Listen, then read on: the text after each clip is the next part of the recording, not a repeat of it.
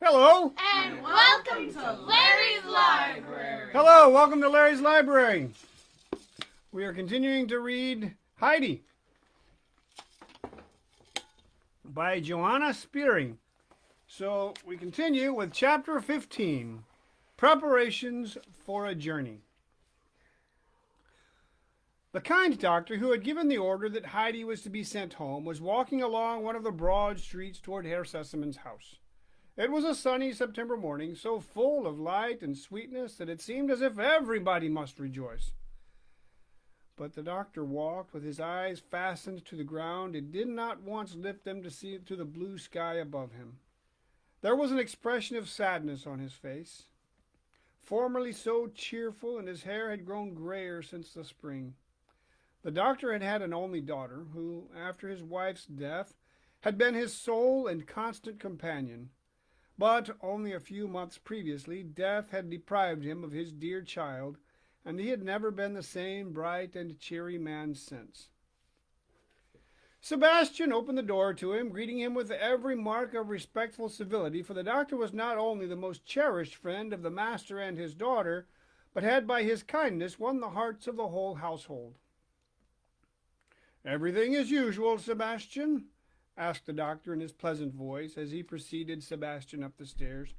"I am glad you have come, doctor," exclaimed "I'm glad you have come, doctor," exclaimed Herr Sesemann as the latter entered. "We must really have another talk over this Swiss journey. Do you still adhere to your decision, even though Clara is decidedly improving in health?" "My dear Sesemann, I never knew such a man as you," said the doctor as he sat down beside his friend. "I really wish your mother was here. Everything would be clear and straightforward then, and she would soon put things in the right train. You sent for me 3 times yesterday, only to ask me the same question, though you know what I think."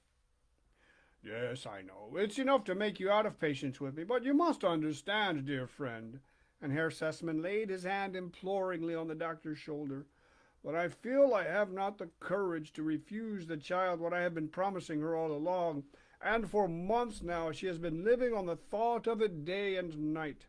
She bore this last bad attack so patiently because she was buoyed up with the hope that she should soon start on her Swiss journey and see her friend Heidi again.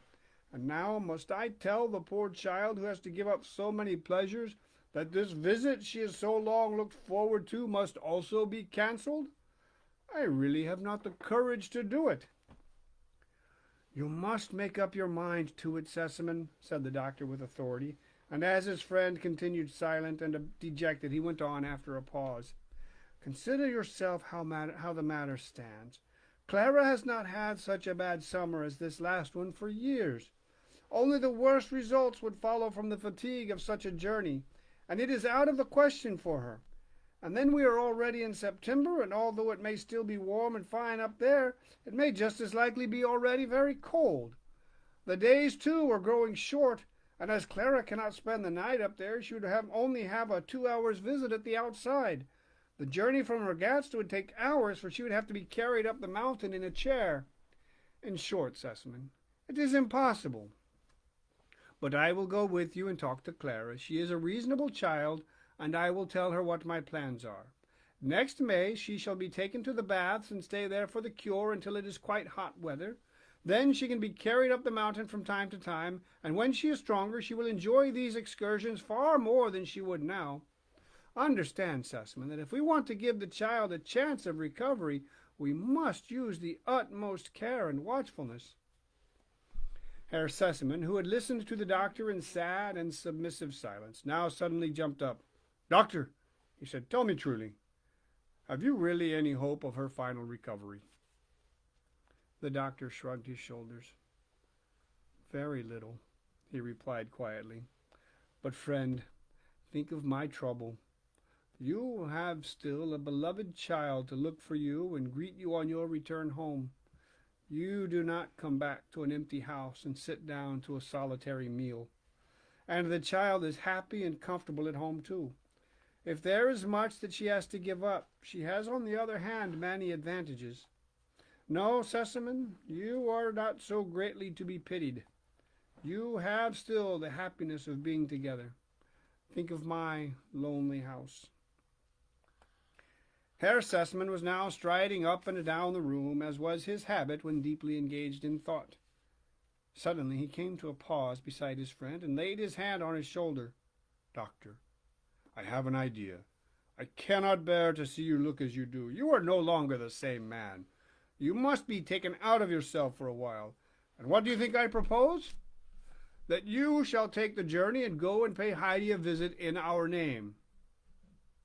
The doctor was taken aback at this sudden proposal and wanted to make objections, but his friend gave him no time to say anything. He was so delighted with his idea that he seized the doctor by the arm and drew him into Clara's room. The kind doctor was always a welcome visitor to Clara, for he generally had something amusing to tell her. Lately, it is true, he had been graver, but Clara knew the reason why, and would have given much to see him his old lively self again. She held out her hand to him as he came up to her. He took a seat beside her, and her father also drew up his chair, and taking Clara's hand in his, began to talk to her of her Swiss journey, and how he himself had looked forward to it. He passed as quickly as he could over the main point, that it was now impossible for her to undertake it, for he dreaded the tears that would follow. But he went on without pause to tell her of his new plan, and dwelt on the great benefit it would be to his friend if he could be persuaded to take this holiday.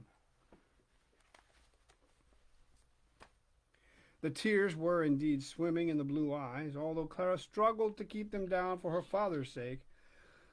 But it was a bitter disappointment to give up the journey, the thought of which had been her only joy and solace during the lonely hours of her long illness. She knew, however, that her father would never refuse her a thing unless he was certain that it would be harmful for her. So she swallowed her tears as well as she could, and turned her thoughts to the one hope still left her. Taking the doctor's hand and stroking it, she said pleadingly, Doctor, you will go and see Heidi, won't you? And then you can come and tell me all about it and what it is like up there, and what Heidi and the grandfather and Peter and all the goats do all day. I know them all so well. And then you can take what I want to send to Heidi. I have thought about it all, and also something for the grandmother.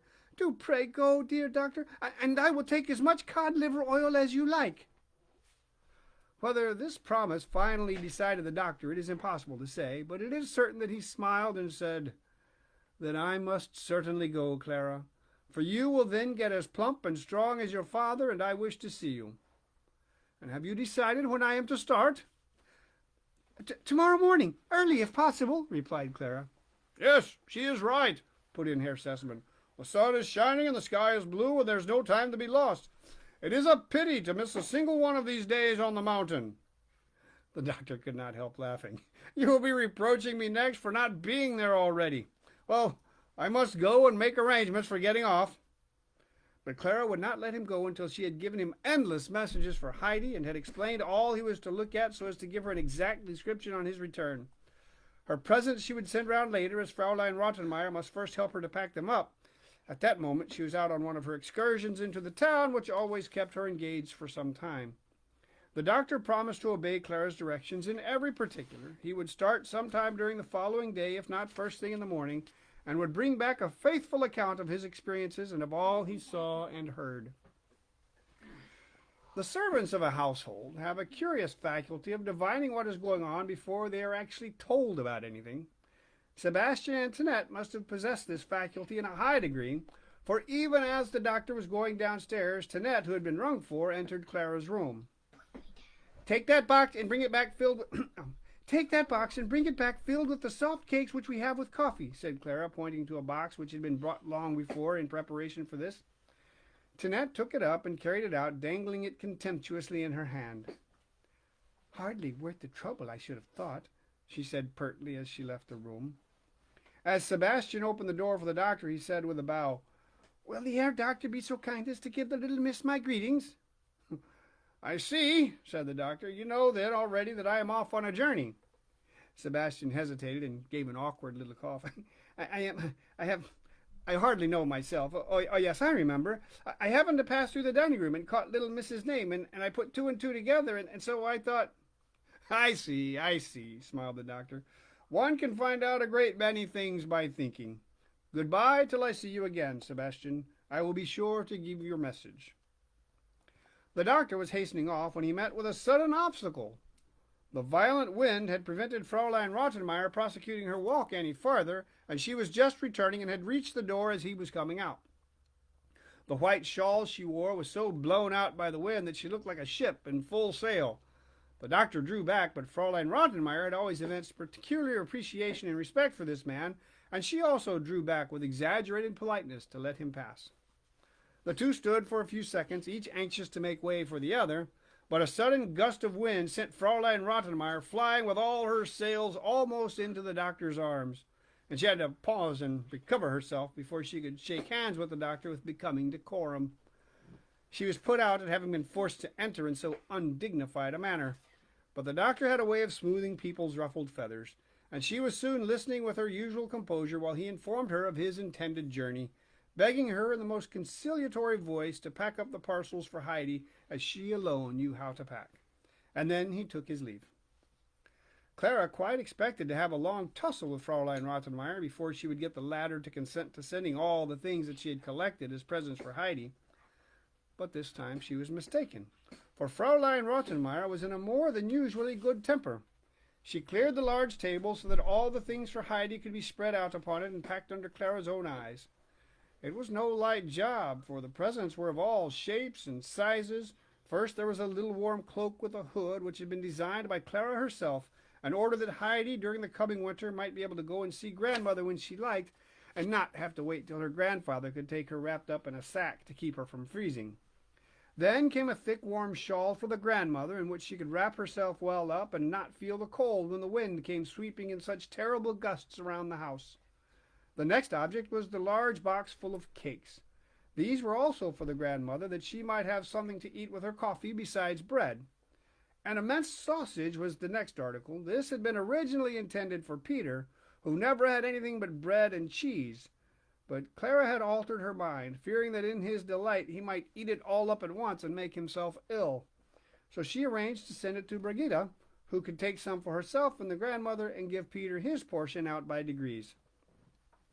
A packet of tobacco was a present for grandfather, who was fond of his pipe as he sat resting in the evening. Finally, there was a whole lot of mysterious little bags and parcels and boxes, which Clara had had the special pleasure in collecting, as each was to be a joyful surprise for Heidi as she opened it. The work came to an end at last, and an imposing-looking package lay on the floor ready for transport. Fraulein Rottenmeier looked at it with satisfaction, lost in the consideration of the art of packing. Clara eyed it too with pleasure, picturing Heidi's exclamations and jumps of joy and surprise when the huge parcel arrived at the hut. And now Sebastian came in, and lifting the package onto his shoulder, carried it off to be forwarded at once to the doctor's house. And that's the end of chapter 15. That was a short one. It was a short one. Tomorrow, chapter 16. There was 8 pages. Chapter 16, a visitor. Who might the visitor be? What do you think? I think it's. I think it's. The doctor will go see Heidi. I This think has it's been Larry's grandmother too. This has been Larry's Library. Thank you. Have a great day. I have a feather that I'm gonna turn into a goat. Whoa! I straight back to that. That's how long it is. Bye.